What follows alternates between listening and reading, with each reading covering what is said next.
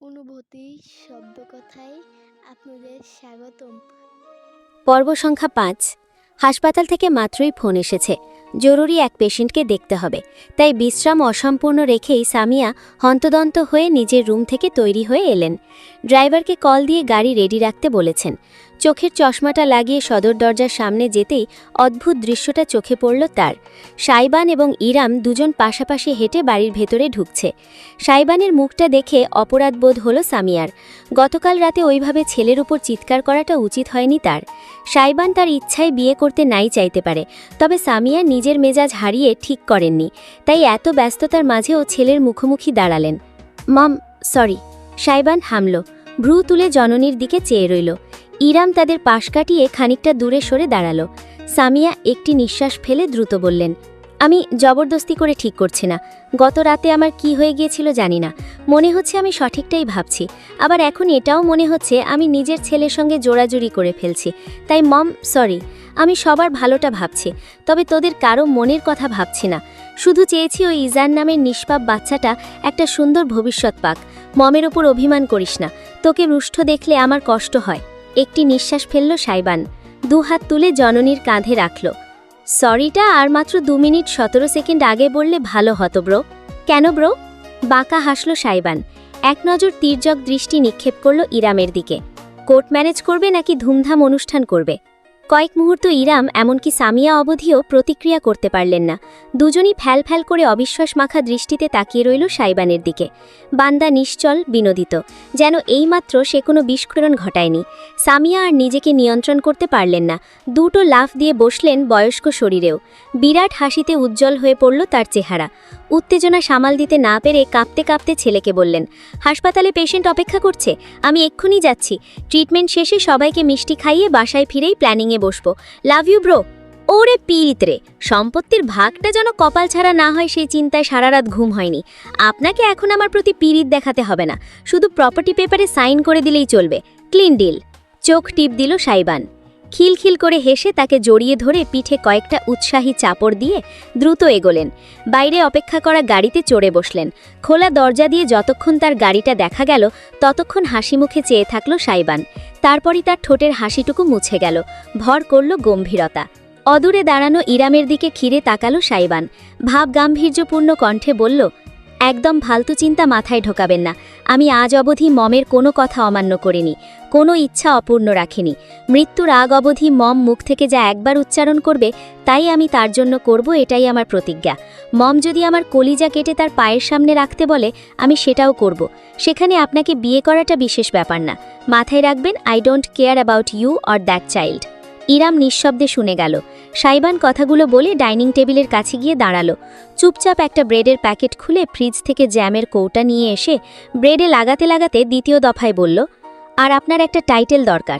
আমি আপনাকে আমার স্ত্রীর টাইটেলটা দেব, ব্যাস এটুকুই। আপনি আপনার মতো, আমি আমার মতো। আমার পার্সোনাল লাইফে দখলদারি করতে আসবেন না, আমিও আপনার পার্সোনাল লাইফে যাব না। আর ওই বাচ্চাটাকে যত সম্ভব আমার কাছ থেকে দূরে রাখবেন। বাচ্চা কাচ্চা একদম ভালো লাগে না আমার। সারাটা জীবন এসব বইতে 1 বছর। ইরামের শান্ত কণ্ঠস্বর ভেসে এলো। সাইবান জমে গেল। ভ্রু তুলে তাকিয়ে দেখল রমণীকে, এক দৃষ্টে তাকেই দেখছে।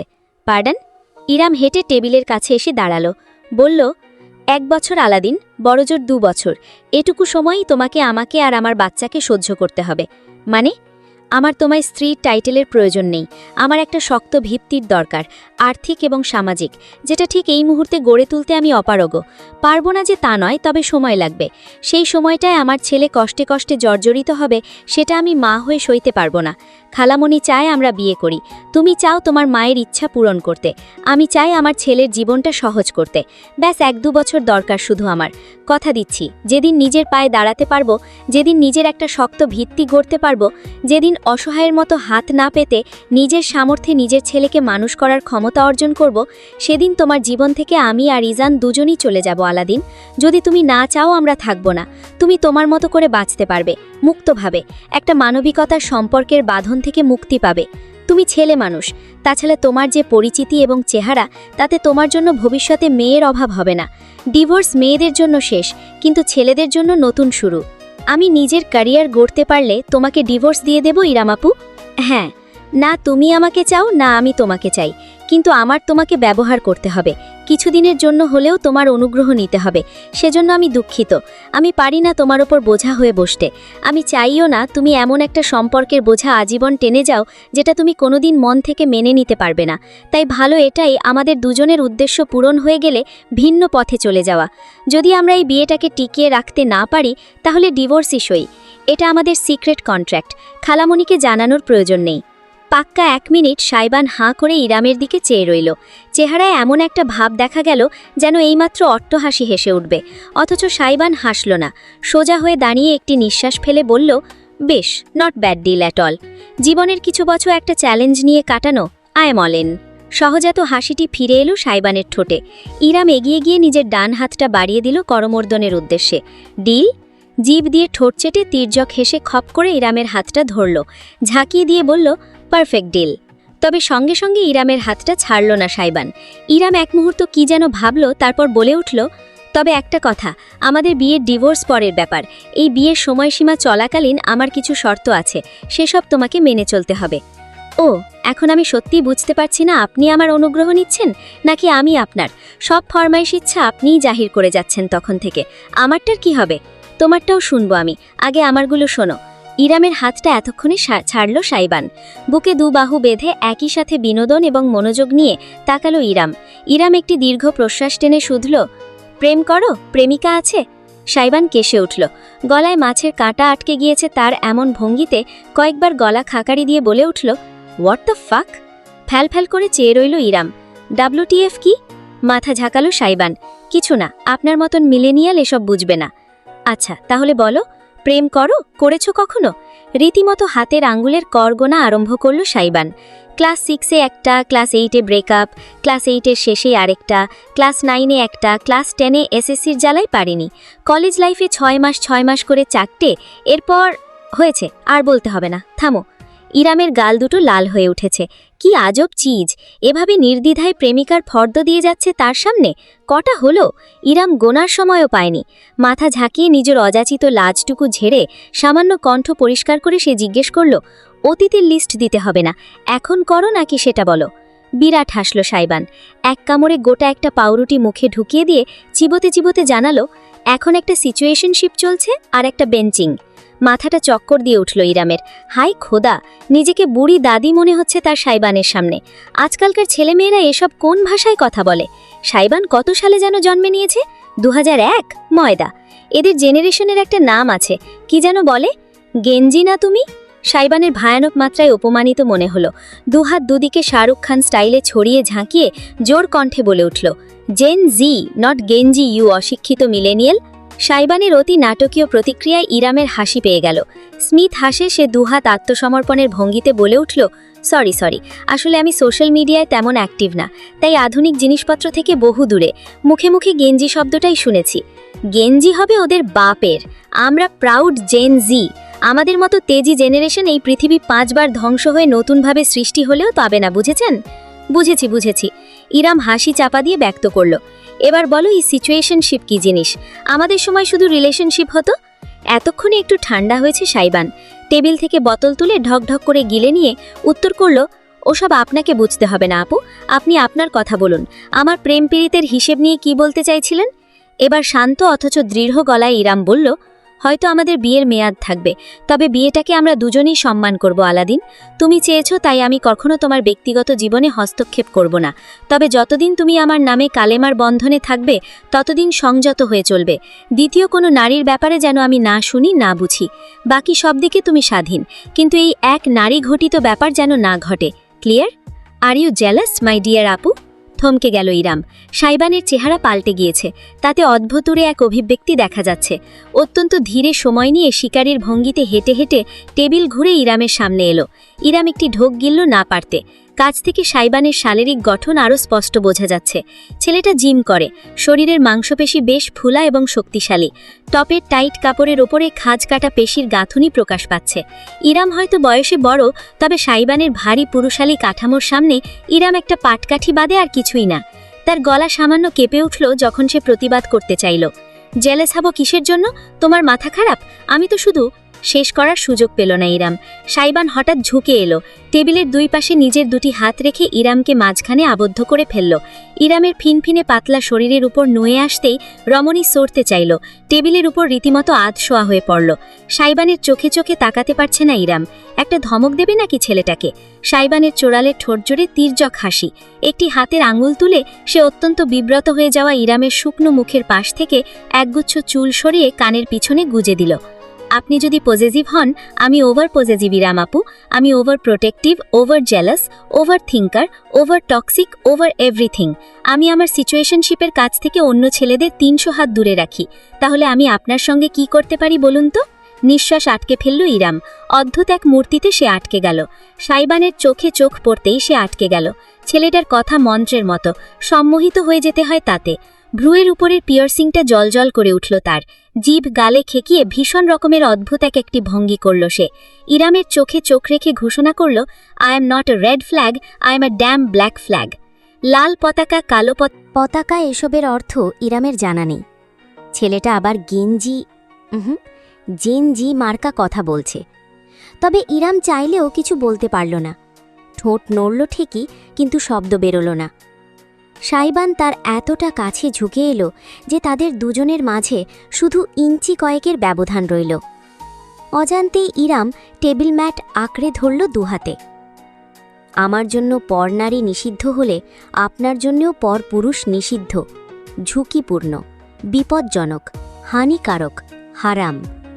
একটু থেমে একটি হাতে অত্যন্ত আলতোভাবে ইরামের গাল ছুঁয়ে দিয়ে সাইবান দৃঢ় গলায় বলল, যতদিন আলাডিনের জীবনে থাকবেন ততদিন আলাডিনেরই হয়ে থাকবেন। মনের ভেতর কোনো জঙ্গলের অবশিষ্টাংশ থাকলে জঙ্গলটা উজাড় করার দায়িত্বটাও এই আলাদিনের। ঘুম থেকে উঠেই মায়ের জন্য চেঁচিয়ে কেঁদে যাচ্ছে ইজান। সবেমাত্র বাথরুমে ঢুকেছিল ইরাম ফ্রেশ হতে। বাচ্চার কান্নার আওয়াজে হন্তদন্ত হয়ে বেরিয়ে এলো। বিছানার একদম মাঝখানে কাঁথায় মোড়ানো ইজানের নাজুক শরীরটা ছটপট করছে। ছোট্ট হাত দুখানা ছুঁড়ে ছুঁড়ে মাকে কাছে পাওয়ার দাবি পেশ করে যাচ্ছে। ইরাম দ্রুত বিছানায় গেল। ছেলেকে কোলে তুলে বুকে চেপে দোলাতে লাগল। এই যে আম্মু, এইখানে আছি বাবা, দেখি দেখি দেখি, কাঁদে না আমার প্রিন্স। তুমি স্ট্রং বয়, তাই না? আম্মুর স্ট্রং ব্রেভ বয়। ইজানের মুখে অসংখ্য ছোট ছোট আদুরে চুমু দিতেই ছেলে শান্ত হয়ে এলো। ইরামের গালে গাল ঠেকিয়ে বুঝি জননীর শরীরের উষ্ণতায় নিজেকে ভোলালো। মুচকি হেসে ইরাম ছেলেকে শুরুতে কিছুটা দুধ খাইয়ে নিল। মাত্রই ঘুম থেকে উঠেছে যেহেতু আবার এক্ষুনি ঘুমাবে না, খানিকটা সতেজ বাতাসে থাকলে ভালো লাগবে। এই ভাবনা চিন্তা থেকে ইরাম পরনের সালোয়ার কামিজের ওড়নাটা ঠিকঠাক করে নিয়ে ছেলেকে সুন্দর করে নতুন একটি কাঁথায় পেঁচিয়ে গেস্টরুমের বাইরে বেরোল। সামিয়া হাসপাতাল থেকে ফেরার সাথে সাথে আবার বাইরে চলে গিয়েছেন। কিচেন ভর্তি কেজির পর কেজি মিষ্টির প্যাকেটে। তার চেহারায় অকৃত্রিম খুশির ঝিলিক ছিল সবসময়। ছেলের বিয়ে নিয়ে উৎসাহের কোনো কমতি নেই। সিদ্ধান্ত হয়েছে বাড়িতেই ছোটখাটো একটা অনুষ্ঠান করে আকদ হবে সায়কান আর ইরামের। একা হাতে সব আয়োজনে ছোটাছুটি করছেন সামিয়া। সাইবানও সকাল থেকে বাড়িতে ছিল না, এখন ফিরেছে কিনা ইরামের জানা নেই। ছেলেকে কোলে নিয়ে লিভিং রুমের দিকে যেতে যেতে একবার সকালের ঘটনাগুলো মনে করল ইরাম। সাইবানের বলা কথাগুলো এখনও কানে বাজছে তার। ছেলেটা এমনভাবে কথা বলল কেন? ইরাম কোনো হিংসা থেকে সাইবানকে পরনারীর সম্পর্কে বলেনি। যে ট্রমার মধ্যে দিয়ে অরণ্য তাকে নিয়ে গিয়েছে, সেই ট্রমা দ্বিতীয়বার মোকাবেলা করার মতন শক্তি তার নেই। সাইবান আজকালকার ছেলে, উপরন্তু ইরাম এখনও ছেলেটাকে ঠিক বুঝে উঠতে পারছে না। ছোটবেলার সাইবানের সঙ্গে আজকের সাইবানের ফারাক যোজন যোজন। ভরসা নামক গুণটি বিলুপ্ত হয়ে গিয়েছে তার মন থেকে। কিন্তু সাইবান তার একটা বাস্তবসম্মত অনুরোধের ভিত্তিতে এমন প্রতিক্রিয়া কেন করল? সে কি ইরামের সাথে মজা নিতে চাইছে? হতে পারে। ছেলেটাকে বুঝতে আরও অনেক কাঠখড় পোড়াতে হবে তাকে। লিভিং রুমের কাছাকাছি পৌঁছতেই ইরাম টের পেল ভেতরে মানুষের উপস্থিতি আছে। আজ কি রাত মাজা হুসনা কা আঁখো সে লিজিয়ে। মিউজিকের আওয়াজে গমগম করছে লিভিং রুম। ইরাম ইজানকে কোলে নিয়ে ঢুকতে গিয়ে করিডোর থেকে খেয়াল করল সোফায় বসে বেশ আয়েশ করে টিভিতে গানের ভিডিও দেখছে সাইবান। বাইরে থেকে ফিরেছে পোশাকে বোঝা যাচ্ছে, একটা সাদা শার্ট আর কালো জিন্স পরনে। শার্টের বোতামগুলো খোলা, তাতে উন্মুক্ত বুক দেখা যাচ্ছে। লিভিং রুমের হলদেটে আলোয় রোমহীন চন্দন ফর্সা ত্বক চিকচিক করছে।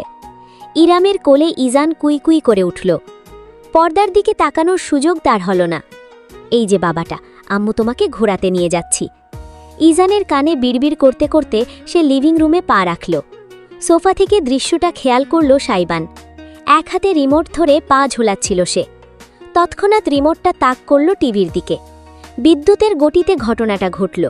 ইরাম দেখতেও পেল না কি হয়েছে, শুধু শুনতে পেল। গানটা বদলে গিয়েছে। এখন টিভিতে ভাসছে কিছু কার্টুন আর বাজছে বেবি শাক টুটুরু টুটুরু, বেবি শাক টুটুরু টুটুরু। ভ্রু উঁচু করে ফেলল ইরাম। সাইবানের চেহারায় একটা ভীষণ বিরক্তি দেখা যাচ্ছে। আপন মনে কি যেন বিড়বিড় করে যাচ্ছে ঠোঁট নাড়িয়ে। মন্তব্য করবে না করেও বলে বসল, কি ব্যাপার, গানটা বদলালে কেন? চাইল্ড ফিল্টার মেরেছি। শান্তি আছে নাকি এই বাড়িতে? আর এই বাড়ির শান্তির মা পটল তুলেছে, আর কিছুদিন পর বেগুনও তুলে ফেলবে। ইজানের অবশ্য গানের দিকে কোনো মনোযোগ নেই। সে জননীর বুকে চুপটি করে লেপটে আঙুল চুষছে। ভাইজান সুন্দর সুন্দর মাইয়া মানুষের নাচন কুদন দেখতে পাচ্ছে না, তাই চেতে গেছে। কথাটি ভেসে এলো সম্পূর্ণ অনপেক্ষিত একজন মানুষের তরফ থেকে। সুগন্ধা হাতে কফির মগ নিয়ে হেলেদুলে কিচেন থেকে বেরিয়ে আসছে। তার চেহারায় ডোন্ট কেয়ার ভাব। ঠাস করে কফির মগটা সাইবানের সামনে টি টেবিলের উপর রেখে দিল। এতক্ষণ রাগ না দেখা গেলেও এবার সত্যি সত্যি তেতে উঠল সাইবান। ইউ জরিনার আম্মা শকিনা, কত বড় সাহস তোর! মুখে গু পড়বে তোর, মুরগির জামাই মোরগের পাতলা পাতলা গু। সুগন্ধা বিপরীতে নিজের লম্বা চুলে একটা ঝটকা দিয়ে আবার উল্টো ঘুরে গেল, যেন সাইবান এক প্রকার তার মালিক নয়, বরং নগণ্য কোনো অস্তিত্ব। এই বাড়ির সবারই মাথায় সমস্যা, ইরাম ভাবল মনে মনে। তবে তাদের ঝগড়াঝাটি স্থায়ী হওয়ার সুযোগ পেল না। খোলা সদর দরজা দিয়ে ভেতরে প্রবেশ করলেন সামিয়া, হাতে একগাদা ব্যাগপত্রে। তার অনুসরণে করিম। ওই লোকটারও হাতে মাথায় কাঁধে ব্যাগ ঝুলছে। শপিং করে এসেছে স্পষ্ট। দ্রুত প্রতিক্রিয়া করল ইরাম। হুট করে সাইবানের দিকে ইজানকে এগিয়ে দিয়ে বলল, ধরুন তো একটু। ছিটকে দূরে সরে গেল সাইবান।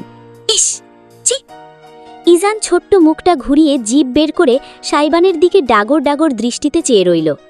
ওই বড় বড় টলটলে জীবন্ত দিঘির ন্যায় দৃষ্টি দেখে একটি শক্ত ঢোক গিলল সাইবান। ইয়া আল্লাহ, ইয়া আল্লাহ, তুমি রহম করো। ও মাবুদ, শক্তি দাও, ধৈর্য দাও, টাকা দাও। কাঁপা কাঁপা দুহাত বাড়িয়ে ইজানের কাঁথায় মোড়ানো ছোট্ট শরীরটা সাইবান কোনো মতে ধরে কি ধরেনি, ইরাম ছুটে চলে গেল সামিয়ার কাছে। আর চোখে সেদিকে চেয়ে দৃষ্টি ফেরালো সাইবান, দুহাত টান টান করে শরীরের থেকে এক হাত দূরে ধরে রাখা ইজানের দিকে। শক্ত একটি ঢোক গিলল সে। নিঃশ্বাস প্রশ্বাস ভারী হয়ে উঠেছে। যে কোনো মুহূর্তে প্যানিক অ্যাটাক করতে পারে। ইজানের কাঁদার মতো নরম শরীরটা বুঝি তার বিশাল দুই হাতের আঙুলের ফাঁক গলে পড়ে যাবে। মাথা কাত করে ইজানের চোখে চোখ রাখল সাইবান। অদ্ভুতভাবে ইজান একটুকু কাঁদল না, বরং সাইবানকে দখল করে নিজের ছোট্ট মাথাটাও কাত করল। আঙুল চুষতে চুষতে তাকিয়ে রইল গোল গোল চোখে। আপনি আঙুল খাচ্ছেন কেন? নিয়মিত নিজের মায়ের মাথাটা খাবেন। সাইবানের কণ্ঠে ইজান দুই পা নেড়ে সামান্য ঝটকা দিয়ে উঠল, আর ফোকলা দাঁতের মাড়ি দেখিয়ে হাসল না বিদ্রুপ করল বোঝা দায়।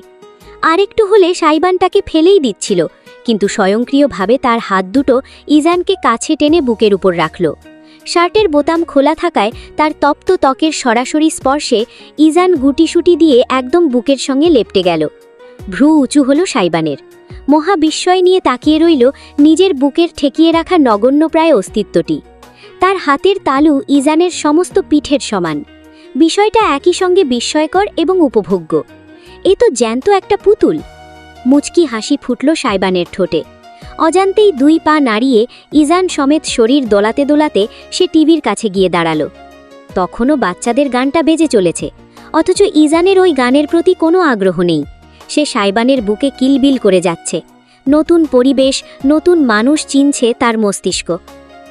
বাচ্চা ফিল্টার তোর পছন্দ না? তাহলে কি পছন্দ? বেলি ড্যান্স দেখবি? আই? মৃদু একটা শব্দ করে কৌতূহলী চেহারায় ফ্যালফ্যাল করে চেয়ে রইল ইজান। সাইবান অন্য হাতে ধরা রিমোটটা দিয়ে গানটা বদলে আগের গানে ফিরে গেল। সমস্ত লিভিং রুমে বেজে উঠল थोड़ी फुर्सत भी मेरी जान कभी बाहों को दीजिए, आज की रात मजा हुस्न का आंखों से लीजिए। অদ্ভুত হলেও সত্য, গানের বিটের সঙ্গে সঙ্গে ইজান চোখ ঘুরিয়ে টিভির পর্দার দিকে তাকালো। চোখে মুখে একটা নিদারুণ আকর্ষণ ফুটল তার।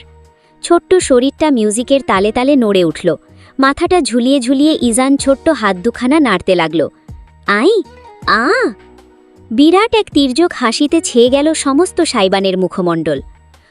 तू तो मेरे से भी बड़ा कमीना निकला यार, जियो मामा, आए नाची, ये आई উই উই। এক হাতে ইজানকে ধরে রেখে আরেক হাত ঘুরিয়ে ঘুরিয়ে লাফাতে লাগলো সাইবান। তার ভয়ডর সব ভেঙে দিয়েছে। সামিয়া আর ইরাম দুজনেই তখন সবেমাত্র কথা বলতে বলতে রুমের মাঝখানে এসে পৌঁছেছে। সামনের বিপজ্জনক দৃশ্য দেখে আটকে গেল ইরাম। সামিয়ার হাত থেকে যে শপিং ব্যাগগুলো সে সাহায্য করার উদ্দেশ্যে নিজের হাতে নিয়ে নিয়েছিল, সেগুলো ঝরঝর করে পড়ে গেল মেঝেতে। উদ্দাম লাফিয়ে চলেছে সাইবান, সিটি বাজাতে বাজাতে লাফাচ্ছে। তার বুকে লেপ্টে থাকা ইজান একটা হাত আঁকড়ে ধরে দণ্ডহীন মাড়ি দেখিয়ে হাসতে হাসতে অতি উৎসাহ নিয়ে টিভির পর্দায় তাকিয়ে আছে। আলাদিন! ইরাম শঙ্কায় ছুটে যেতে নিল, কিন্তু পিছন থেকে সামিয়া তার একটা হাত আঁকড়ে ধরল। আটকাস না, বন্ডিং হতে দে। দ্বিধায় থেমে গেল ইরাম। বিচলিত দৃষ্টিতে সামিয়ার দিকে ফিরে তাকালো। মুচকি হেসে উনি আশ্বাস দিলেন, চিন্তা করিস না, আমার সাইবান অতটাও কেয়ারলেস না। যেন সামিয়ার উক্তিকে কটূক্তি করতেই তৎক্ষণাৎ সাইবানের ভয়ঙ্কর রকমের আর্তনাদ ভেসে এলো। আহ! হেগে দিয়েছে! ফারাক্কা বাঁধ খুলে হেগে ভাসিয়ে দিয়েছে পোটলাটা। ইয়াক! ঝট করে মাথা ঘুরিয়ে ইরাম আর সামিয়া দুজনেই দেখলেন ইজানকে জড়ানো কাঁথাটা ভিজে আছে। সাইবানের খোলা বুকের উপর জলজল করছে বাদামি বর্ণের করল মানব শিশু বর্জ্য। টলে উঠল সাইবান। ইরাম আর থামতে পারল না। দৌড়ে গিয়ে কাঁথা সমেত ইজানকে নিজের কোলে তুলে নিল। কিন্তু ততক্ষণে কাজ যা হওয়ার হয়ে গিয়েছে। সাইবান টিভি ক্যাবিনেট আঁকড়ে ধরল নিজের পতন ঠেকাতে। চেহারাটা বিকৃত হয়ে গেল তার ঘৃণায়। Walk walk! সরি, একটু আগেই দুধ খাইয়েছি তো। হাতের কাছে কিছু না পেয়ে নিজের গলার ওড়নাটা দিয়েই সাইবানের বুক মুছতে লাগলো ইরাম। কাপড়টা টেনে নিয়ে নিজের শরীর ঘষতে ঘষতে লাল টকটকে বানিয়ে সাইবান খেকিয়ে উঠল, পোটলার ঘরের পোটলা, ফরজ নফল ওয়াজিব সব গোসল দিতে হবে আমাকে। দেখিস তুই, আর যদি তোকে কোলে ওয়াক ওয়াক! সবকিছু ফেলে মুখ চেপে ধরে ছুটতে ছুটতে সাইবান 2 তলায় উঠে গেল। সেখানের করিডোরে বেসিন আছে। দূর থেকেও তার বমি করার শব্দ ভেসে আসতে লাগলো স্পষ্ট। ঝড় একটু শান্ত হতেই সামিয়ার অট্টহাসির শব্দ ভেসে এলো। আমার নাতি একদম বাপের উপরে গিয়েছে জানিস। সাইবানের বাবা যখন ওকে প্রথম কোলে তুলল, হিসু করে লোকটার জামা কাপড় ভাসিয়ে দিয়েছিল। লোকটার মুখে ঢুকে গিয়েছিল। হাই খোদা! এরপর 10 দিন সাইবানকে কোলে নেয়নি আর। ইরাম এত সব কিছুর মাঝে হাসবে নাকি আফসোস করবে বুঝতে পারল না, কিন্তু বুকের ভেতর ভর করা উষ্ণতাটা তাকে বুঝিয়ে দিল বহুদিন বাদে সে একটুখানি সুখ সুখ অনুভূতি টের পাচ্ছে। পরদিন সকালে ইরামের ঘুম ভাঙল মৃদু গোলযোগের কারণে। বিছানায় শটান উঠে বসল সে। ঘড়ির দিকে তাকালো। সকাল 9:30 বাজে। ইজান গতকাল রাতে অনেকবার জেগে উঠেছে। তার যত্ন নিতে নিতে ভোরের দিকে ঘুমানোর সুযোগ পেয়েছে ইরাম, যার কারণে এতটা দেরি হয়ে গিয়েছে। বাইরে থেকে উত্তেজিত কণ্ঠস্বর ভেসে আসছে, অচেনা। ইরাম বসে থাকতে পারল না। ঘুমন্ত ছেলের দুপাশে 2টি কোলবালিশ দিয়ে সুরক্ষিত করে নেমে পড়ল। মুখ ধুয়ে আয়নার সামনে দাঁড়িয়ে শাড়ির কুঁচকে যাওয়া আঁচল ঠিকঠাক করে সে বাইরে বেরোল। দুহাতে চুলে আঙুল চালিয়ে খোপা বাঁধতে বাঁধতে যখন সে হলঘরে এসে পৌঁছল, তখন দৃশ্যটি চোখে পড়ল। জর্জেটের শাড়ি পরনে এক সুদর্শনা রমণী দণ্ডায়মান। স্ট্রেইট সিল্কি চুলগুলো পিঠ ভাসিয়ে নেমে গিয়েছে কোমরের নিচ অবধি। চেহারায় একই সাথে মায়া এবং কঠোরতা। হাতে রেশমি চুড়ি। খানিকটা নতুন বউ ধরনের প্রভাব আছে ভেতরে। সামিয়ার সঙ্গে বাগবিতণ্ডায় লিপ্ত হয়েছে সে। মম, তুমি সাইকে এভাবে জোর করতে পারো না। তুমি জানো না ও কোন লেভেলের সাইকো? তুমি একবার ফেক মুক্তা কিনে স্ক্যামড হয়ে গিয়েছিলে বলে ওই দিনই সোজা কক্সবাজারে গিয়ে মুক্তা ব্যবসায়ীদের সাথে সাগরে গিয়ে নিজে থেকে ঝিনুক আহরণ দেখে বেছে বেছে আসল মুক্তা নিয়েই ফিরেছিল। মনে নেই তোমার? টানা 7টা দিন ওর কোনো হদিসই পাইনি আমরা। আর তুমি এই ছেলের সামনে উচ্চারণ করো বিয়ের কথা। ও তো সেটা করবেই। চিৎকার করিস না সারিকা, এটা ভদ্রলোকের বাড়ি আর একটা ছোট বাচ্চা আছে ঘরে। বাচ্চা মাই ফু! সারিকা প্লিজ শান্ত হও। সারিকাকে থামাতে এতক্ষণ একপাশে দাঁড়ানো দীর্ঘদেহী পুরুষটি এগিয়ে এলো। ধূসর বর্ণের স্যুট পরনে, চোখে মুখে ভাবগাম্ভীর্য এবং নমনীয়তা, উজ্জ্বল দৃষ্টি। সারিকার কাঁধে হাত রাখল সে। এই পুরুষটিকে না চিনলেও রমণীকে চিনতে বেগব হতে হয়নি ইরামের। সাইবানের একমাত্র বড় বোন সারিকা বিনতে আহমদ। ইরামের যতদূর মনে পড়ে একে অপরের সাথে 2 কি 3 বছরের ব্যবধান তাদের। যতদূর শুনেছি গত বছর সারিকার বিয়ে হয়ে গিয়েছে। তাহলে পুরুষটি হয়তো তার স্বামী। ইরাম খানিকটা ইতস্তত করল, কিন্তু ততক্ষণে সামিয়া তাকে দেখে ফেলেছে। তাই পালিয়ে না গিয়ে ইরাম ভেতরে ঢুকল। মোলায়েম গলায় বলল, কেমন আছো সারিকা? বহুদিন বাদে তোমায় দেখলাম। সারিকা শটান ঘুরে দাঁড়াল। ইরামকে দেখেই তার চোখ মুখ বিতৃষ্ণায় ছেয়ে গেল। কাঁধ থেকে পুরুষটির হাত ঝটকা দিয়ে সরিয়ে সে হনহন করে হেঁটে এসে ইরামের মুখোমুখি দাঁড়াল। ফালতু প্যাচাল বাদ দাও ইরাম আপু, তোমার লজ্জা করে না নিজের হাঁটুর বয়সী একটা ছেলের ঘাড়ে চেপে বসতে? Where is your self respect? Iram বাকরুদ্ধ হয়ে গেল।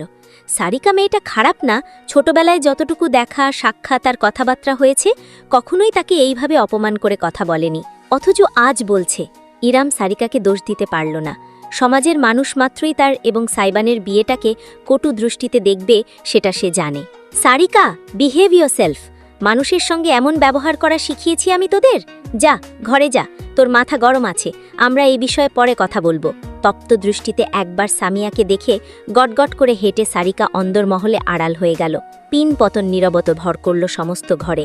সামিয়া একটি দীর্ঘশ্বাস ফেলে সোফায় বসলেন, এক হাতে কপাল ঠেকিয়ে রইলেন। ইরাম ভীষণ অস্বস্তি বোধ করল। বুঝতে পারল না সে চলে যাবে কিনা, তবে সিদ্ধান্ত নেবার আগেই সুদীর্ঘ পুরুষটি এগোলো তার দিকে। থেমে বলল, দুঃখিত মিস, আপনি কিছু মনে করবেন না। আসলে সাইবানের বিয়ের কথা জানার পর থেকেই সারিকা একটু রেগে আছে। ভাইকে নিয়ে একটু বেশিই চিন্তিত। ওর হয়তো আপনাকে আঘাত করার উদ্দেশ্য ছিল না। ওর পক্ষ থেকে আমি আপনার কাছে ক্ষমা চাইছি। না, আমি কিছু মনে করিনি। ওর মনের অবস্থা আমি বুঝতে পারছি। মুখ তুলে পুরুষটি স্নিগ্ধ মুখের দিকে তাকালো ইরাম। আপনি মাজামাই, সামিয়া বাতলে দিলেন। পুরুষটি আবার নিজের ডান হাত এগিয়ে দিয়ে স্মিত হাসি নিয়ে জানালো, Misir Iqbal, you can call me just ভাইয়া। ইরাম না চাইতেও খানিকটা হেসে ফেলল। মিসির, লাইক হুমায়ুন আহমেদের মিসির আলী? সবাই বলে। আমার মা ভীষণ হুমায়ুন ভক্ত। মিসিরকে তার এতই মনে ধরেছে যে ছেলের নামটাই রেখে দিয়েছেন চরিত্রের নামে। ইরাম মিসিরের হাতটা ধরল, করমর্দন করে বলল, Iram Kibria, you can call me just Iram Misir ভাইয়া। মাথা দুলিয়ে সম্মতি জানিয়ে নিজের হাতটা সরিয়ে নিল মিসির। সামিয়ার দিকে ফিরল। মম, আমি তাহলে আসছি। ফার্মে একটা প্রজেক্টের কাজ আছে, সারিকাকে পৌঁছে দিতেই এসেছিলাম। সে কি, তুমি আজ থাকবে না? কালই তো বিয়ে, কাল সকাল সকাল চলে আসব। তাহলে তো হবে না বাবা, এত সব কাজ করবে কে? আমার বয়স হয়েছে, তোমাকেও তো সামলাতে হবে। মিসির খানিকটা ভেবে বলল, আচ্ছা মম, আমি আজ রাতে চলে আসব। ঠিক আছে, তবে একেবারে শুকনো মুখে আমি বেরোতে দেব না। সরি, নাস্তা করে যাও। না না, আমরা খেয়েই বেরিয়েছি, তাছাড়া আমার দেরি হয়ে যাচ্ছে। তবে আপনি চাইলে 1 কাপ চা দিতে পারেন। সুগন্ধাকে একটু বাজারের দিকে পাঠিয়েছি করিমের সাথে। তুমি বসো, আমি এক্ষুনি করে দিচ্ছি। এবার ইরাম এগিয়ে এলো। না খালামণি, তুমি বসো ওনার সাথে। এমনিতেও কয়েকদিন ধরে খুব কষ্ট করছো, আজ একটু ছুটি পেয়েছো। আমি চা করে আনছি তোমাদের দুজনের জন্য। পারবি? আচ্ছা যা, লক্ষ্মী মেয়ে আমার, এর মধ্যেই বাড়ির বউয়ের দায়িত্ব বুঝে নিচ্ছে। মৃদু হেসে ইরাম কিচেনের দিকে চলে গেল। সুগন্ধা যখন তাকে নাস্তা দিত তখন হাতে হাতে টুকটাক সাহায্য করে সে জেনে গিয়েছে কোথায় কি আছে। তাই চাপাতি, চিনি, দুধ ইত্যাদি খুঁজে পেতে সমস্যা হলো না। চুলায় কেটলি বসিয়ে তাতে দুধ দিয়ে প্রথমে ভালো করে ফুটিয়ে দিল। খানিকটা চিনি দিয়ে তাতে চা পাতা ছেড়ে দিতেই ধীরে ধীরে ধবধবে সাদা তরল দারুণ বাদামি রং ধারণ করল। 2 কাপ ট্রেতে রেখে সঙ্গে কিছু কুকিজ প্লেটে সাজিয়ে নিল। ইরামের ঘরের কাজকর্ম করতে বেশ ভালোই লাগে। চা প্রায় হয়ে আসলে সে আঁচটা খানিকটা কমিয়ে ভালোমতো ফুটে চা মজাদার হতে দিয়ে দাঁড়িয়ে রইল। ঠিক তখনই নিজের পিছনে একটা অদ্ভুত উষ্ণতার উপস্থিতি টের পেল। কিছু বুঝতে না পেরেই শক্ত পুরুষালী বুকের সঙ্গে ধাক্কা লাগলো তার পিঠের। সঙ্গে সঙ্গে 2টি শক্তিশালী বাহু ঠিক তার 2 পাশের সামনের কাউন্টারের ওপর এসে বসল। চিনতে একটুও বেগব হতে হয়নি ইরামের। ঠিক পিছনে দাঁড়িয়ে আছে আলাদিন। আলাদিন, কি সমস্যা? এমন অভদ্র আচরণ করছো কেন? খানিকটা ঝাঁজ নিয়েই শুধালো ইরাম। ছেলেটা এমন হঠাৎ হঠাৎ তাকে ভরকে দেয় কেন? এমন অপ্রস্তুত অবস্থায় ফেলার কোনো মানে হয়? ঘাড়ের ওপর আলাদিনের তপ্ত নিঃশ্বাস ছুঁয়ে যেতেই ইরাম খানিকটা ঝটকা দিল। প্লিজ, আমার এসব একদম পছন্দ না। আমি মজার মুডে নেই, দূরে যাও আলাদিন। অথচ এক চুল নড়ল না সাইবান, বরং আরও কাছে সরে এলো। ইরামকে রীতিমতো কাউন্টারের সঙ্গে লেপটে যেতে হলো। মুখ নিচু নামিয়ে ইরামের কানে ফিসফিস করে উঠল সাইবান। বলেছিলাম না, পরপুরুষ আপনার জন্য নিষিদ্ধ? কি উল্টাপাল্টা কথা বলছো? কিসের পরপুরুষ? চা বানাচ্ছেন কার জন্য? থমকে গেল ইরাম। চুলায় টকবক করে ফুটে চলা চায়ের দিকে প্রসারিত দৃষ্টিতে চেয়ে রইল। সাইবান তার কাঁধে থুতনি ঠেকিয়ে কণ্ঠ খাদে নামিয়ে থানথানধীর গলায় বলল, চা বানানো হয়, আবার হ্যান্ডশেকও করা হয়। নাইস। পর্ব সংখ্যা 7। অরণ্য, অরণ্য প্লিজ, একবার আমার কথাটা শুনুন।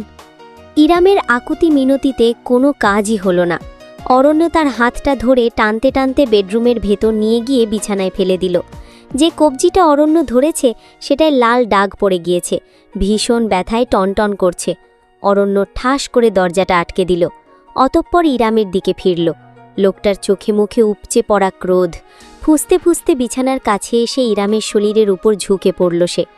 তুই ওই বাইনচোদটাকে ঘরের ভেতর ঢুকতে দিয়েছিস কোন সাহসে? কি সম্পর্ক তোর ওই কুত্তার বাচ্চার সাথে? কেঁপে কেঁপে উঠল ইরাম, হাহাকার করে উঠল। প্লিজ, উনি শুধু আমার অর্ডার ডেলিভারি করতে এসেছিল। অর্ডার ডেলিভারি করতে ঘরের ভেতর ঢোকাতে হয়? বলছিল একটু পানি থাকলে দিতে, এত গরম বাইরে, তাই ভেতরে বসিয়ে শুধু পানি দিয়েছিলাম আমি।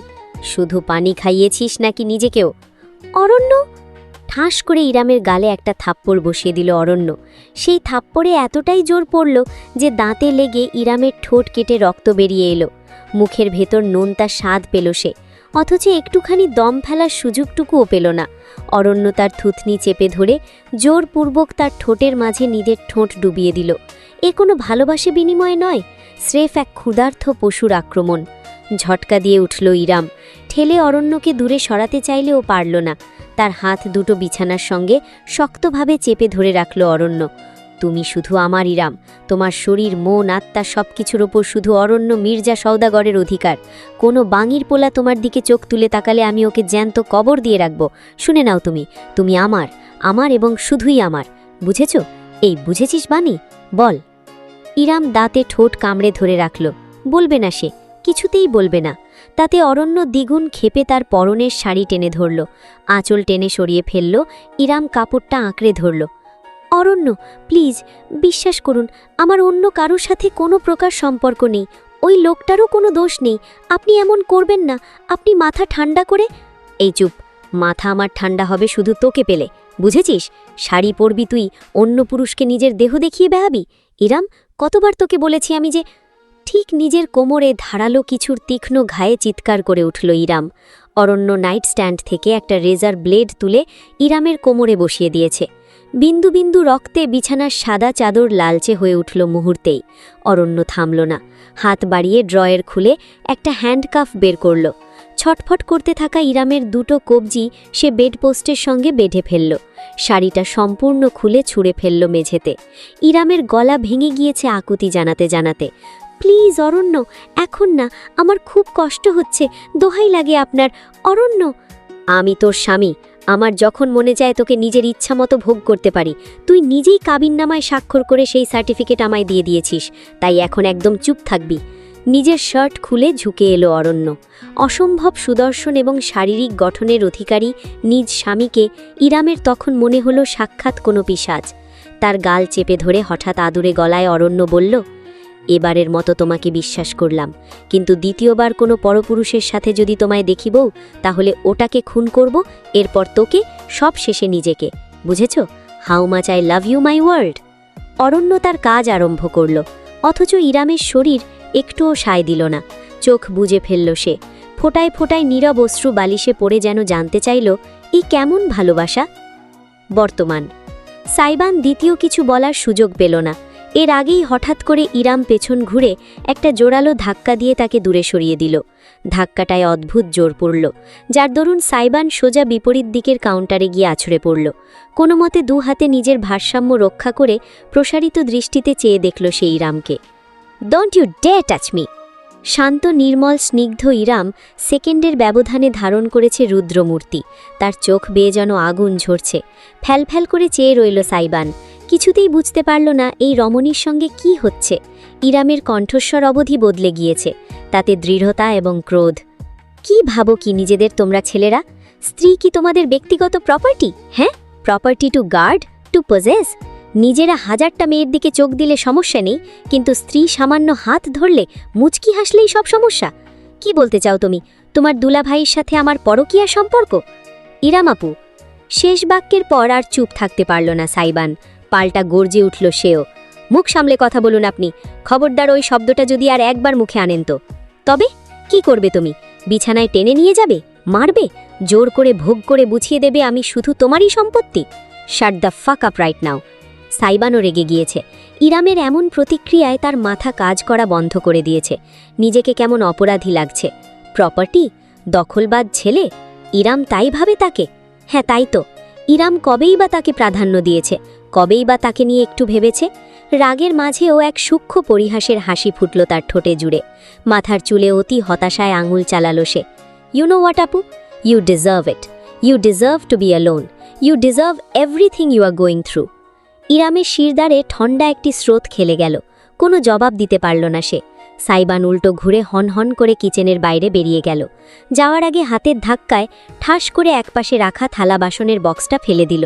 মেঝেতে ধপ করে সবকিছু পড়ল, ভেঙে ছড়িয়ে ছিটিয়ে গেল চারপাশে। ভাঙা কাচের উপর প্রতিফলিত হওয়া নিজের অসস্র প্রতিবিম্বের দিকে একদৃষ্টে চেয়ে রইল ইরাম। কখন সামিয়া এবং মিসির দুজনই অত্যন্ত চিন্তিত হয়ে কিচেনে এসে তাকে ধরল সে টেরটুকুও পেল না। সেদিন রাতের বেলা গেস্টরুমের ভেতর আয়নার সামনে দাঁড়িয়ে আছে ইরাম। নিজের প্রতিবিম্বকে নিজেরই বেশ খানিকটা অচেনা লাগছে।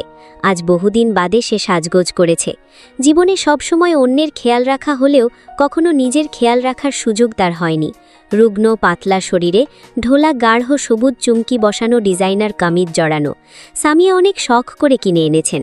সাইবানের বিয়েটা যেহেতু হঠাৎ করেই হচ্ছে, তিনি চান অন্তত আজ রাতে ছোট করে একটা মেহেদি অনুষ্ঠান করতে। অনুষ্ঠান বলতে খাওয়া দাওয়ার আয়োজন। মেহেদি আর্টিস্ট বুক করা হয়েছে। এমনিতেও এসব জিনিসের প্রতি একদম মন নেই ইরামের। উপরন্ত সকালের ঘটনাটা এখনও মন থেকে বের করতে পারছে না সে। সাইবানের চেহারাটা স্মরণে আসলেই নিজেকে কেমন অপরাধী লাগছে। অরণ্যের মানদণ্ডে সাইবানকে মেপে ফেলেছে সে। তখন না বুঝলেও এখন তার খারাপ লাগছে। মনের ভেতর একটা অশুভ চিন্তা উকি দিচ্ছে। সাইবান শেষ যে কথাটা ইরামকে বলে গিয়েছে সেটাও ভীষণ গায়ে লেগেছে। হাঁটুর বয়সী একটা ছেলে এইভাবে তার মুখের উপর বলে গেল, আর সে দাঁড়িয়ে দাঁড়িয়ে শুনল। সব কিছু মিলিয়ে ইরাম এখন অথই দ্বিধাদ্বন্দ্বে ভুগছে। জরিদার লালচে সোনালি পাড়ের ওড়নাটা গায়ে জড়াতে জড়াতে ইরাম আরেক দফায় নিজের প্রতিবিম্বকে দেখল। ভিন্ন একজন মানুষ তাকিয়ে আছে তার দিকে। ইয়ান কোলে আসার পর থেকে সময় করে নিজের চুল আঁচড়ানোর প্রয়োজন বোধ করেনি। ত্বকের যত্ন নেওয়ার সুযোগ পায়নি। হয়নি নিজের শারীরিক ক্ষতি পুষিয়ে নেওয়ার সুযোগ। তবু হালকা মেকআপের প্রলেপে এবং গয়নার সজ্জায় তাকে মন্দ লাগছে না।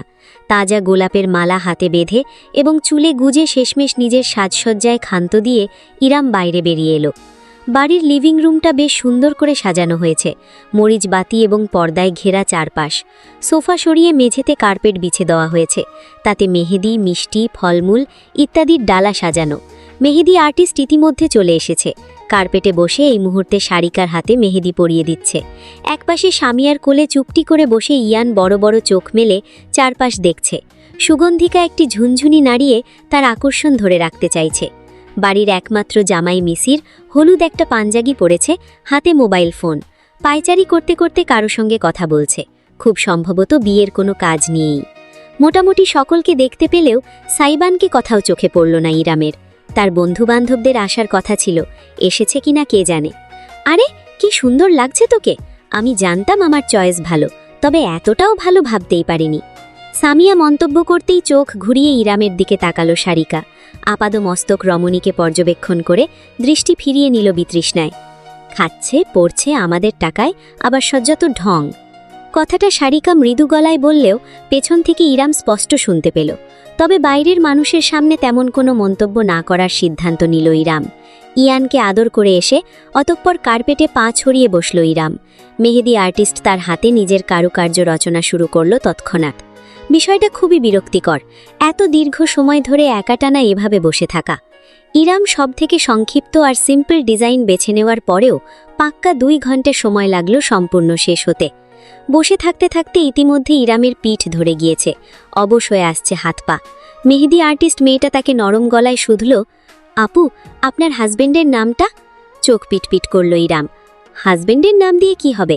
মেহেদির ডিজাইনের ভেতর একটা জায়গায় লুকিয়ে লিখব, পরে হাজবেন্ড খুঁজে বের করবে ওনার নাম কোথায় লেখা আছে।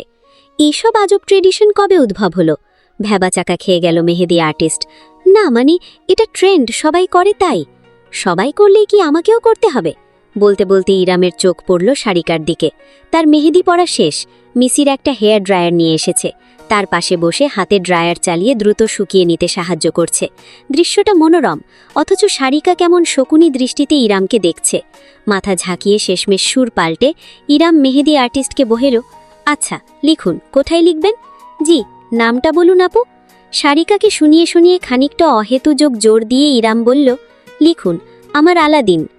বাড়ির গেটের ভেতর ঢুকল সাইবানের গাড়ি, পিছনে অনুসরণে অনুরাগের বাইক। ভেতরে বিয়ে সম্পর্কিত একটা অনুষ্ঠান হচ্ছে, সেটা সাইবানের পোশাক আশাকে বোঝা যাবে না। সব সময়ের মতোই একটা হাতছাড়া কালো রঙের টাইট ফিটিং ট্যাঙ্ক টপ আর সাদা ট্রাউজার পরনে। জিমে গিয়েছিল, সেখান থেকে অনুরাগের বাসায়। পরে সামিয়া ফোনের ওপর ফোন করায় একেবারে বন্ধুদের সঙ্গে বাড়ি আসলো। সাইবান গাড়ির দরজা খুলে বেরোলো। তার ঠোঁটে ঝুলছে সিগারেট, আজ বাদে দিনে সেবন করা 6 নাম্বারটা। গাড়ি থেকে নীরব এবং অনুরাগের সঙ্গে বাইক থেকে নেমে এলো আফনান। সকলেই আশেপাশে তাকালো। অল্প হলেও সাজসজ্জাগুলো সুন্দর লাগছে, মরিচবাতি ঘেরা, এখানে সেখানে হলুদাভ এবং নীলাভ লাইটিংয়ের ব্যবস্থা। বাড়িটা স্বর্ণের মতন জলজল করছে সামনে। ভেতর থেকে হালকা ধাঁচের কাওয়ালি মিউজিকের আওয়াজ ভেসে আসছে, সঙ্গে কোরমা পোলাওয়ের সুঘ্রাণ। সকলেই বেশ উৎসাহ নিয়ে আশপাশ দেখতে লাগলো। অনুরাগ হেঁটে গিয়ে সাইবানের ঠোঁট থেকে সিগারেটটা কেড়ে নিয়ে মাটিতে ফেলে জুতো দিয়ে পিষে ফেলল। বিরক্ত বোধ করল সাইবান। কি সমস্যা? আজ বাদে কাল তোর বিয়ে, আর তুই এখন সিগারেট ফুঁকে যাচ্ছিস? আমি সিগারেট খাবো, গাঁজা টানবো, মদ গিলবো, তোর কি সমস্যা তাতে? আর বিয়ে? তার ছিল্লের হাসি হাসল সাইবান। ওই সব বিয়ে টিয়ে হলো ভুং ভাং, আমার জায়গায় থাকলে বুঝতি। তোর এত শখ হলে আমার বদলে তুই বিয়েটা করে ফেল, কেমন? ধর্ম আলাদা না হলে হয়তো ভেবে দেখতাম। অনুরাগের কথায় ভ্রুকুটি করল সাইবান। অনুরাগ সিনহা ধর্মে সনাতনী, কিন্তু বন্ধুদের মাঝে কখনো জাত পাত ধর্ম বিষয়ক কোনো পার্থক্য উঠে আসেনি। আফনান এবং নীরবের থেকে সাইবান অনুরাগের সঙ্গে বেশি মিশুক। আফনানরা এসেছে অনেক পরে, সেখানে অনুরাগ তার স্কুল জীবনের বন্ধু, তাই অন্য সকলের থেকে ছেলেটা তাকে একটু বেশিই বুঝতে পারে। কি ভেবে দেখতি আমার হবু বউকে বিয়ে করবি সেটা? আরেকবার ভাব দেখি। সাইবান, না না সোনা, ওসব বললে হবে না। ভাব শুধু তুই একবার, আমার সামনে ভাব, এক্ষুনি ভাব, তোর মাথায় শিল পাটা ভেঙে ভাবনা ঘুচিয়ে দেব একদম।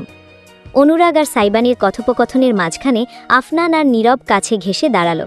নীরব শীষ বাজিয়ে হঠাৎ জিজ্ঞেস করল, আন্টি কোথায়? আন্টিটাকে দেখছি না যে। সাইবান ভ্রু কুচকে বলল, মম মম তো বিজি। আরে না, তোর হবু বউ আন্টিটা। আফনান আর নীরব একে অপরের সাথে হাই ফাইভ করে অট্ট হাসি হেসে উঠল। সাইবান এবং অনুরাগ দুজনেই খানিকটা বিব্রত হয়ে পড়ল।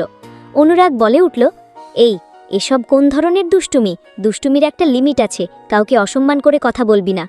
আপনি কবে থেকে এত সাধু হয়ে গেলেন অনুরাগ দাদা? কটাক্ষ করে খিলখিলে হাসল আফনান। নীরব তাল দিয়ে বলল, ওই বুড়ি আমাদের কচি বন্ধুর গলায় ঝুলে যাবে, আর আমরা বুড়িকে বুড়ি বলতে পারবো না? এই সাইবান, ডাক না আন্টিটাকে, আমরা একটু সালাম কালাম করি, দোয়া করে দিক আমাদের। আফনানের কথার ভিত্তিতে সাইবান চুপ করে রইল। তারপর অনমনে অস্বস্তি ভাবটা ঝেড়ে ফেলার চেষ্টা করে বলল, আছে হয়তো ঘরের ভেতর কোথাও, মেয়ে মানুষের কাজকাম আমি বুঝি না। মেয়ে?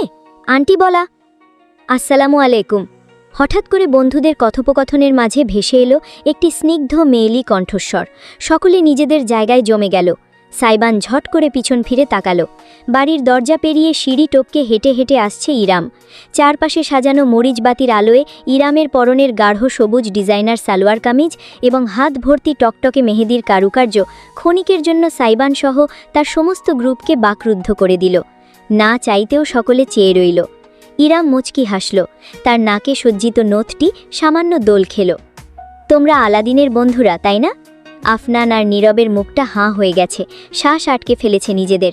অপরদিকে অনুরাগ নিষ্পলক চেয়ে আছে, দৃষ্টি সরাতেই পারছে না। কিসের আন্টি, কিসের কি? ফিসফিস করল নীরব। তার কথায় তাল দিয়ে কাপা কাপা গলায় আফনান মুখে হাত চাপা দিয়ে বলে উঠল, ও ড্যাম শেট। ইরাম তাদের সামনে এসে দাঁড়ালো। অনুরাগ ততক্ষণে লজ্জা পেয়ে চোখ সরিয়ে নিয়েছে, কিন্তু বাকিরা আহাম্মকের মতো চেয়ে আছে। তোমরা বোধহয় অনেকটা টায়ার্ড, প্লিজ ভেতরে যাও, আমি শরবতের ব্যবস্থা করছি। আর তুমি মিস্টার ভদ্র ছেলে, যাও গিয়ে বসো ভেতরে। অনুরাগের গাল রক্তিম বর্ণ ধারণ করল যখন ইরাম তাকে ভদ্র ছেলে বলে ডাকল। তিনজনই রোবটের মতন মাথা নেড়ে প্রায় ছুটে বাড়ির ভেতরে চলে গেল। যাওয়ার আগে একজন নির্দিষ্ট বান্দার তরফ থেকে পাওয়া ভয়ঙ্কর দানবীয় দৃষ্টিটা আর খেয়াল হলো না কাউরের। সকলে চলে যেতেই একটি নিঃশ্বাস ফেলে ইরাম ঘুরে তাকালো। অবশেষে দেখল সে সাইবানকে। তখনও একইভাবে দাঁড়িয়ে আছে, তার চোখ জোড়া নিবদ্ধ ঠিক সেই পথে আফনান, নীরব এবং অনুরাগ ভেতরে ঢুকেছে, দৃষ্টিতে একটা তীক্ষ্ণ ধার, অশুভ। আলাদিন, নরম গলায় বলল ইরাম। সাইবান চোখ ঘুরিয়ে তাকে দেখল, আপাদমস্তক পর্যবেক্ষণ করল সেই ইরামকে, খুঁটিয়ে খুঁটিয়ে, মাথার চুল থেকে পায়ের পাতা অবধি 1 ইঞ্চিও বাদ রাখল না। ওই চোখের মাঝে এতটাই গভীরতা যে ইরামের মনে হলো অথই সাগরে ডুবে যাচ্ছে সে।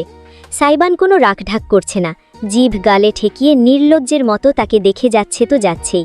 দীর্ঘ একটি প্রশ্বাস টেনে নিজেকে শান্ত রেখে ইরাম বলতে গেল, আজকে সকালের জন্য আমি। কথাটা ইরাম শেষ করতে পারল না। সাইবানের উপর পাশ থেকে পশুর মতো কিছু একটা ঝাঁপিয়ে পড়ল। ইরামের দিকে তাকিয়ে থাকায় মস্তিষ্কে ঝিম ধরে গিয়েছিল বেচারার, বিপদের আঁচটুকু টের পায়নি। এত ক্ষিপ্রতায় ঘটনাটা ঘটল যে তাল রাখতে বেগ পোহাতে হলো ইরামকে।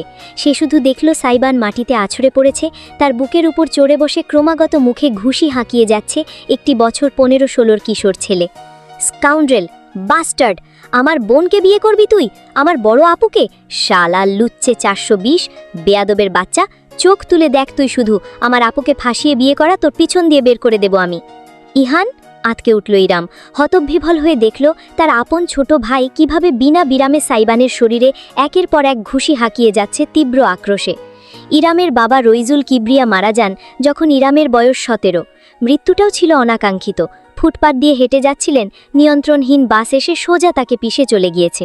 এই দেশে নিয়মকানুন মেনে চলা মানুষেরও জীবনের কোনো মূল্য নেই। বাবার চলে যাবার পর সেই শোকে ইরামের মা মানসিক ভারসাম্য হারিয়ে বসেন। তিনি জীবিত ছিলেন ঠিকই, কিন্তু মস্তিষ্ক প্রাপ্তবয়স্কদের মতো কাজ করা বন্ধ করে দিয়েছিল। ইরাম বাড়ির বড় মেয়ে, তার ছোট দুটো ভাই রাহাত আর ইহান। রাহাত তাও যা একটু বড় ছিল, ইহান একেবারেই কোলের শিশু। মুহূর্তেই গোটা পরিবারের দায়িত্ব এসে পড়ে কিশোরী ইরামের ওপর। 2 ভাই, তাদের পড়ালেখা, মায়ের দেখা ভলা, চিকিৎসার খরচ, সাংসারিক ব্যয়, ইরামের নিজের পড়াশোনা, বিকেলে কোচিং সেন্টারে পড়ানো, সন্ধ্যা থেকে রাত অবধি টিউশানি। নিজের জন্য কোনো সময়ই তার রাখা হয়নি কখনো। ভাইদের জীবনে সে কোনো বড় বোন ছিল না, ছিল মায়ের ভূমিকায়।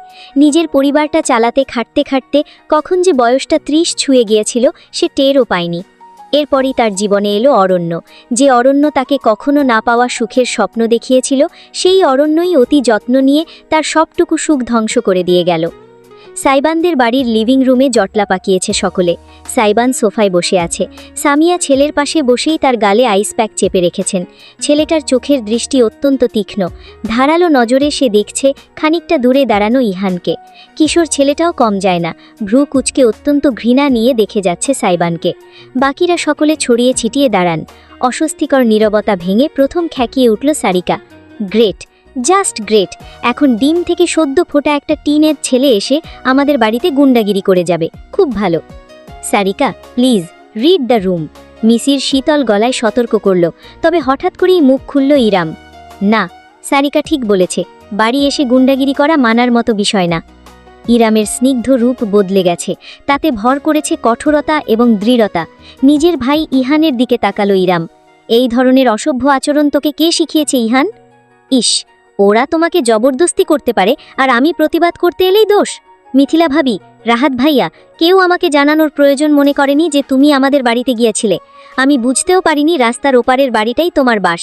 আজ কিনা দুঃসাহস দেখি এই মহিলা যায় আমাদের বাড়িতে তোমার বিয়ের দাওয়াত দিতে? সিরিয়াসলি? সামিয়ার দিকে আঙুল তুলে গর্জে উঠল ইহান। বয়সে ছোট হলেও গায়ে গত্রে অনেকখানি লম্বা সে, ফিনফিনে পাতলা শরীরে ঢোলা শর্ট আর ট্রাউজার। ইরামের ভ্রু কুচকে এলো ক্রোধে, হাতের মুঠি শক্ত করে ফেলল সে নিজেকে নিয়ন্ত্রণে। এই মহিলা আবার কি? থাপড়ে তোর দাঁত ফেলে দেব বেয়াদব। খালামণি হয় আমাদের। খালামণি হবে তোমার, আমাদের তো সৎ খালা।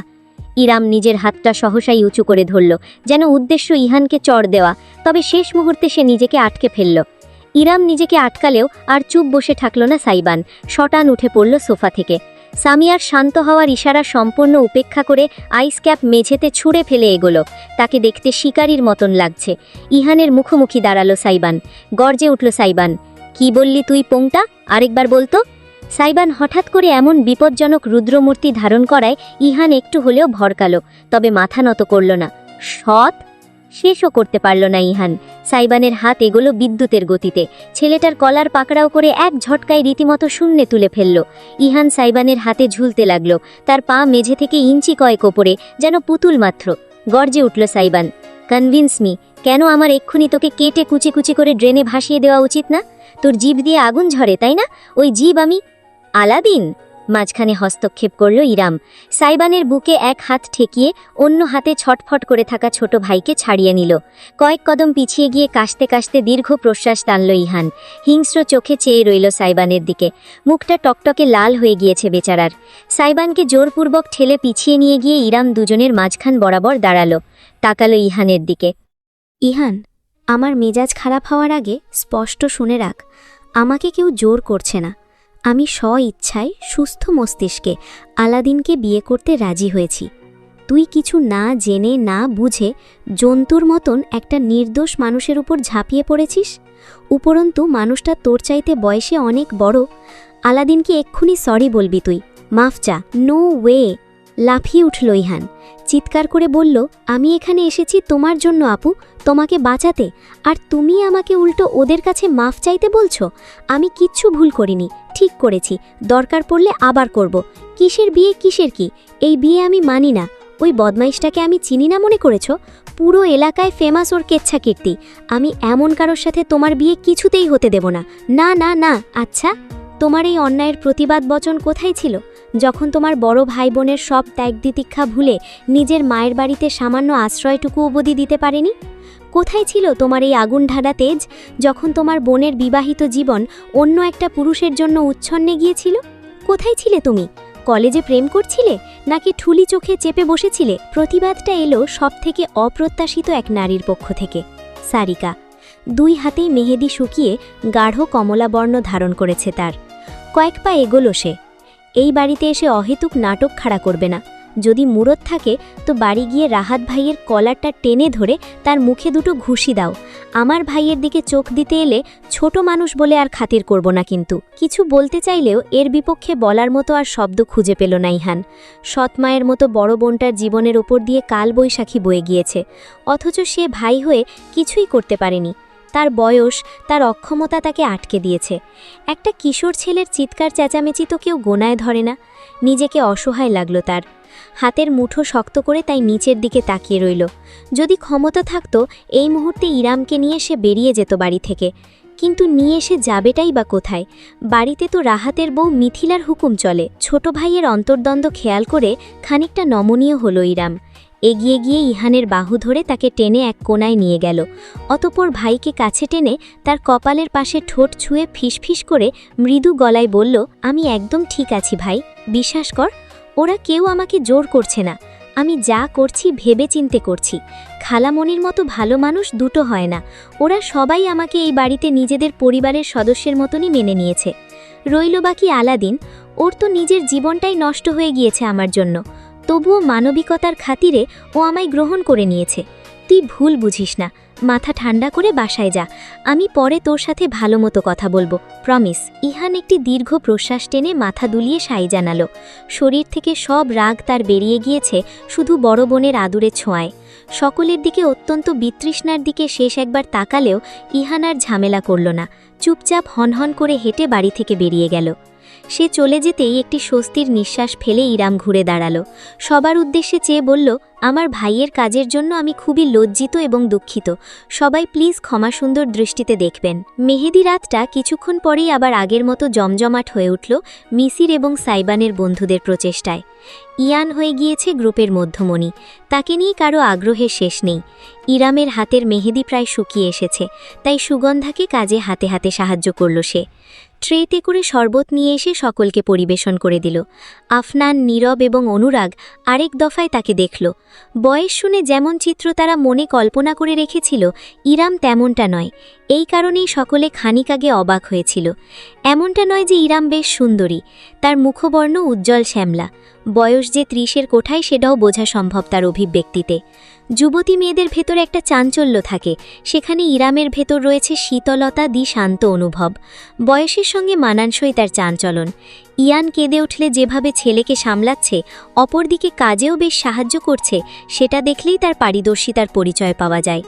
ইরাম আর সাইবানকে হুট করে পাশাপাশি দেখলে সত্যি ভীষণ বেমানান লাগে, তবে সময়ের সাথে সাথে মনে হয় দুজনকে একে অপরের সঙ্গে অদ্ভুতভাবে মানিয়েছে। মূলত সেই কারণেই বন্ধুদের দল হঠাৎ করে ইরামকে দেখে বিস্মিত হয়ে গিয়েছিল। তাদের ইমম্যাচিওর ডিজে এক ম্যাচিওর মেয়ের সঙ্গে জুড়ে যাচ্ছে, বিষয়টা ভাবলেও কেমন অবাস্তব মনে হচ্ছে।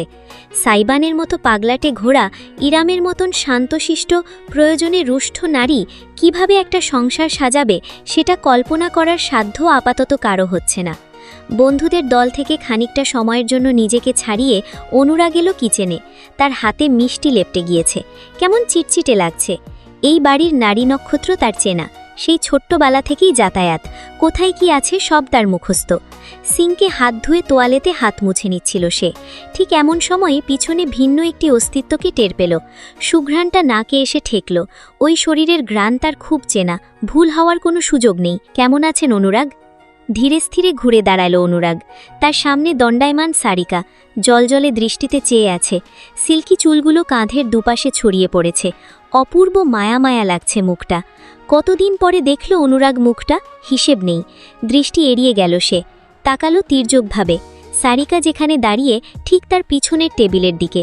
ভালো, এক শব্দে জবাব দিল অনুরাগ। সারিকাও বুঝি কথা হারিয়ে ফেলেছে। নীরবে দাঁড়িয়ে নিজের পায়ের দিকে তাকিয়ে রইল রমণী। অনুরাগ গলা খাঁকড়ি দিয়ে সোজা হয়ে দাঁড়ালো। কতদিনের জন্য আসা হলো? বিয়ে শেষে চলে যাবেন? চোখ পিটপিট করল সারিকা, যেন ঘোর থেকে বেরিয়ে এসেছে। তেমনটাই পরিকল্পনা ছিল, কিন্তু আমাদের অ্যাপার্টমেন্টে রেনোভেশনের কাজ শুরু হচ্ছে। ও চায় আমি ততদিন বাবার বাড়িতেই থাকি। ও, পরিহাসের হাসি হাসল অনুরাগ। একটুখানি ঠিক পরক্ষণেই নিজেকে সামলে নিল। চোখে আঙুরো চালিয়ে সোজা হয়ে দাঁড়ালো। যাগে, শুনে ভালো লাগলো যে আপনি সুখে আছেন। সারিকার ঠোঁটে অতি সূক্ষ্ম এক বেদনার হাসি ফুটল বুঝি। অনুরাগ দেখল না, দেখতে চায় না, শুধু কষ্ট বাড়ে। আমি যাই, আমাকে বোধহয় ওরা খুঁজছে। একটা বাহানা দিয়ে হনহন করে কিচেনের বাইরের দিকে এগোলো অনুরাগ। তবে সারিকার কণ্ঠস্বর তাকে জুমে যেতে বাধ্য করল। আপনি বিয়ে করছেন না কেন? প্রথমে কিছুই বলল না অনুরাগ। সারিকা ঝাপসা দৃষ্টিতে দেখল তার কাঁধজোড়া উঁচু হয়ে আবার ঝুলে পড়ল। সামান্য শব্দ তুলে হাসল এবার সিনহাদের ছেলে। অতঃপর একটি দীর্ঘশ্বাস ফেলে বলল, বিয়ে এখনো সময় হয়নি, ভগবান যখন চাইবেন তখন হয়ে যাবে, চিন্তা নেই। এটুকু বলেই অনুরাগ বেরিয়ে গেল কিচেন থেকে। সারিকা ঠায় দাঁড়িয়ে রইল যতক্ষণ বান্দাকে দেখা গেল। কখন যে তার বাম চোখ বেয়ে এক ফোঁটা উষ্ণ অশ্রু গড়িয়ে নামল সে টেরটুকুও পেল না। দ্রুত শাড়ির আঁচল দিয়ে চোখ মুছে চেহারায় জোরপূর্বক শান্ত ভাব ফুটিয়ে সে কিচেনের বাইরের দিকে হাঁটতে দিল। যেই না সে বাইরে পা রেখেছে অমনি এক অনাকাঙ্ক্ষিত দৃশ্যের মুখোমুখি হল। দেওয়ালের পাশেই একদম নিঃশব্দে দাঁড়িয়ে আছে ইরাম, হাতে খালি গ্লাস ভর্তি ট্রে।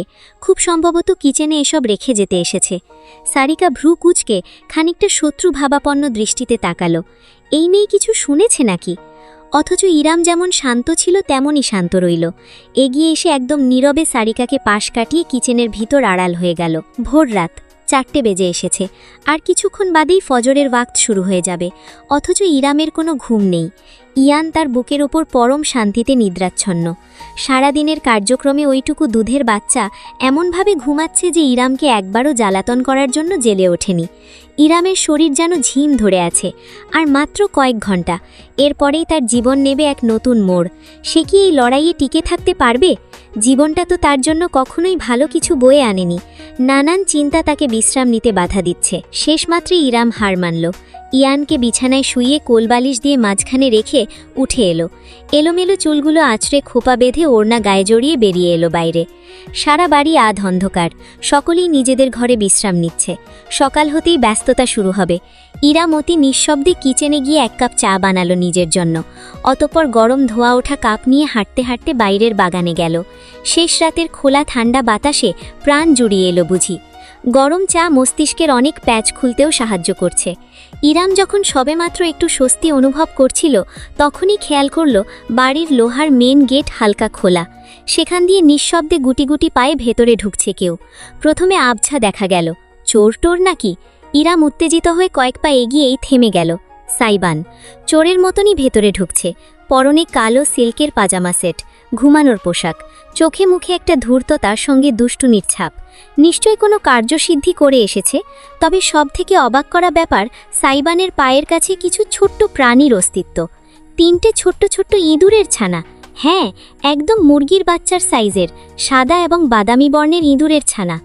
ইরাম প্রথমে নিজের চোখকেই বিশ্বাস করতে পারল না। সাইবান বেশ খানিকটা এগিয়ে আসার পর ইরামকে দেখে থমকালো, তবে চোখে মুখে কোনো অভিব্যক্তি ফুটতে দিল না, শুধু হালকা একটু কেশে শুধল, ঘুমাননি এখনো। তবে ইরামের সমস্ত মনোযোগ এখন সাইবানের পায়ের কাছে ঘুরঘুর করতে থাকা ইঁদুরের ছানার দিকে। তুমি কোথা থেকে ইঁদুর ধরে এনেছো? বিস্ময় নিয়ে জিজ্ঞাসা করতেই সাইবান চোখ মুখ কুঁচকে ফেলল, যেন অপমানিত হয়েছে। ইঁদুর? ইঁদুর হবে তোমার ভাই, এগুলো হ্যামস্টার, আমার বাচ্চারা। ফ্যাল করে চেয়ে রইল ইরাম। সাইবান নুয়ে নিজের হাতের তালুর ওপর 3টে হ্যামস্টারকে তুলে নিয়ে বুক পকেটের ভিতর রাখল। 3জনই ঠাসাঠাসি করে বসে মুখ বের করে দাঁত দেখাতে লাগল। আঙ্গুল তুলে পরিচয় করিয়ে দিল সাইবান। ধবধবে সাদাটাকে প্রথম দেখিয়ে বলল, চেঙ্গিস খান। ইরামের মাথায় বুদ্ধি বাজ পড়ল। মানুষকে বহু ধরনের প্রাণী সে পালতে দেখেছে, বিড়াল, কুকুর, পাখি, মাছ, গরু, কিন্তু ইঁদুর, তাও এই উঞ্চি কয়েক বলের মতন কিউট কিউট প্রাণীগুলো পালছে কিনা একটা জোয়ান মানুষ, যার চরিত্রের সঙ্গে কিউট শব্দটা একেবারে যায় না। উপরন্তু পালিত পশু পাখির নাম মানুষ ছোট ছোট শব্দে রাখে, লালু, কালু, টম, টমি, পুচু, পুচি, কত কি। সাইবান কিনা ওই ইঞ্চি কয়েক সাদা পশমের বলটার নাম রেখেছে চেঙ্গিস খান। এসব মানা যায়? সাইবানের ইরামের হতবিহ্বলতার প্রতি বিশেষ মনোযোগ নেই। আঙ্গুল দিয়ে সে সাদা আর বাদামি পশমের মিশ্রের হ্যামস্টার দেখিয়ে বলল, কিম জং হিটলার। সবশেষে গোটা প্রায় বাদামিটাকে দেখিয়ে বাঁকা হেসে জানালো, আর এটা বারাক ওসামা। ইরামের প্রচণ্ড হাসি আসছে, অট্টহাসি হাসতেই ইচ্ছা করছে। ঠোঁটে ঠোঁট চেপে সে শক্তভাবে চায়ের কাপ ঝরে রাখল। 3টা আদুরে ছোট্ট ইঁদুর বড় বড় মায়াবী চোখে তার দিকে চেয়ে আছে। আর এদের ডাকতে হবে কিনা চেঙ্গিস, হিটলার, ওবামা, থুরি ওসামা বলে। ওরা বাচ্চা দিলে কি নাম রাখবে? বখতিয়ার খলজি নাকি লর্ড ক্লাইভ? খিলখিল করে হেসে উঠল সাইবান। ছেলেটা সবসময় হাসে, তবে সেই দুষ্টুমির হাসির সঙ্গে এই হাসির একটা বিস্তর ফারাক আছে। সাইবানের তীক্ষ্ণ সুচালো দাঁত দুটো ঠোঁটের 2 পাশ থেকে বেরিয়ে এসেছে, খানিকটা ভ্যাম্পায়ার গোছের দেখতে লাগছে। অকৃত্রিম হাসিটার দিকে ইরাম প্রয়োজনের চাইতে খানিক বেশি সময় ধরে কেন তাকিয়ে রইল বুঝতে পারল না। ভালো আইডিয়া, কিন্তু আপনি ফেল। নাম দেওয়ার কম্পিটিশনে আমি সবার আব্বু লাগি। খানিকটা ভাব নিল সাইবান, পায়ে পায়ে এগোলো। তারপর হুট করেই ইরামের হাত থেকে আধ খাওয়া চায়ের কাপটা নিজের হাতে নিয়ে চুমুক দিল। এই আমি এটা খাচ্ছিলাম। ইরাম হাত বাড়িয়েও চা বাঁচাতে পারল না। সাইবান চুমুক দিয়ে শকটুকু গিলে ফেলে খালি কাপটা তার হাতে রেখে দিল। জিভ দিয়ে ঠোঁট চেটে নিয়ে বলল, ডেলিশিয়াস। নাক কুচকে বিরক্তি নিয়ে ইরাম বলল, আমি চা ভালোই বানাই। আমি চায়ের কথা বলিনি। ড্যাব ড্যাব করে তাকিয়ে থাকল রমণী। সাইবানের কথার অর্থটা সে 1 মিনিট যাবৎ ধরতেই পারল না। মাথা নিচু করে তাপের দিকে তাকালো সে। খেয়াল করল যেই ধারে চুমুক দিয়ে সে পান করছিল, সাইবান ঠিক সেই স্থানেই চুমুক দিয়েছে। ইরামের ঠোঁটে দেয়া হালকা ভ্যাসেলিনের প্রলেপ সেখানে এখনও লেপ্টে আছে। ভ্যাসেলিন ত্বকের জন্য উপকারী জানতাম, খেতেও চমৎকার এটা আজ জানতে পারলাম। সাইবানের চেহারা কুঁচকে গেল। আপনি একটা মুড স্পয়লার, সেটা জানেন? কোন মুডের কথা বলছো? হঠাৎ করেই ইরামের একদম কাছে সরে এলো সাইবান, তবে সকালের মতন তাকে স্পর্শ করল না, শুধু গভীর চোখে তাকালো তার চোখের দিকে। ইরাম হলফ করে বলতে পারবে 1 সেকেন্ডের জন্য সাইবানের দৃষ্টিটা তার চোখ থেকে ঠোঁটে নেমে গিয়েছিল। যে মুডের জন্য মানুষ বিয়ে করে সেই মুড। জেনজি কোন মুডের কারণে বিয়ে করে? তির্যক হাসল সাইবান, নুয়ে নিজের মুখটা ইরামের মুখোমুখি আনল। তার বুক পকেটে হ্যামস্টারগুলো চুকচুক করে সিল্কের কাপড় কামড়াতে কামড়াতে পালক পিতার কাণ্ডকারখানা দেখছে। জেনজি কোন মুডের কারণে বিয়ে করে সেটা আজ রাতেই টের পেয়ে যাবেন মাই ডিয়ার আপু। চোখ বড় বড় করে ফেলল ইরাম। সাইবান আরেকটু বিস্তৃত হেসে যুক্ত করল, অন এ সেকেন্ড থট, এবার থেকে আমার আপু ডাকটা পরিহার করা উচিত, তাই না? কি নামে ডাকি আপনাকে বলুন তো? তুমি না নাম দিতে ওস্তাদ, তোমার মুখ থেকেই শুনি। দাঁতে ঠোঁট কামড়ে গভীরতম দৃষ্টিতে তাকালো সাইবান। তার ভ্রু পিয়ার্সিং জলজল করে উঠল ভোরের কমলাভ আলোয়। দিলেন তো ঘেঁটে করে। আমার বউকে আমি কি নামে ডাকবো জানতে পারলে আপনি সইতে পারবেন না আপু। এতটাও দুর্বল মনে হয় আমাকে? হ্যাঁ, স্লো। চোখ পিটপিট করল ইরাম। সাইবান এত আস্তে বিড়বিড় করে কথাটা বলেছে যে সে ঠিকমতো শুনতে পায়নি। কি বললে? বিরাট হাসল সাইবান। দূরে সরে দাঁড়িয়ে এবার জোর গলায় বলল, snowflakes, see you at our wedding soon. স্যালুটের ভঙ্গি করে সাইবান নিজের হ্যামস্টার বাচ্চাদের আদর করতে করতে হেলে দুলে ঘরের ভেতরে চলে গেল। ইরাম তাকে জিজ্ঞেস করারও সুযোগ পেল না এই ভোর রাতে ছেলেটা কোথায় বাইরে গিয়েছিল, কি কাণ্ড করে এসেছে। সে শুধু অথর্বের মতন দাঁড়িয়ে থাকলো নিজের জায়গায়। পরক্ষণে হাতের খালি কাপটার দিকে তাকালো। সূর্যোদয় হতে শুরু করেছে। লালচে কমলা রশ্মিতে ছেয়ে গিয়েছে গোটা ধরিত্রী। দমকা হাওয়া এসে ইরামের ওড়না উড়িয়ে নিল। এক হাতে খোপা টেনে খুলে দিল সে। লম্বা চুলগুলো বাতাসে উড়তে লাগলো নদীর ঢেউয়ের মতন। চোখ বুজে ফেলল ইরাম। অনুভব করল পৃথিবীকে। অবশেষে এই দিনটির আলো তার শরীর ছুঁয়েই দিল। নতুন শুরু নাকি নতুন সমাপ্তি, কোনটার সূত্রপাত ঘটবে আজ, সেটা এখন শুধু সময়ই বলতে পারবে। আজকের গল্পটি আপনাদের কেমন লাগলো? ভালো লাগলে লাইক, কমেন্ট, শেয়ার, সাবস্ক্রাইব করে পাশে থাকবেন। আবার দেখা হবে পরবর্তী ভিডিওতে। টাটা।